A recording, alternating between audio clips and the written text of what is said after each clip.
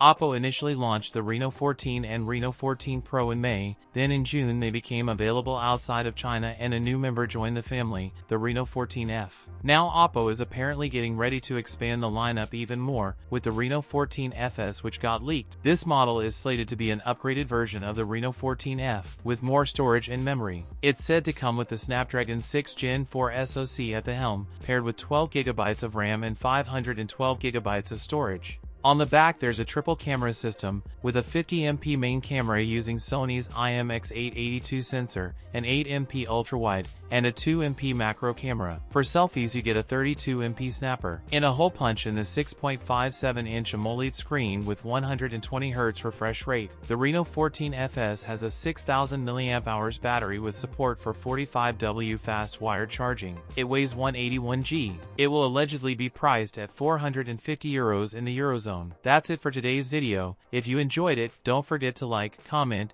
and subscribe for more content. Thanks for watching, and I'll see you in the next one.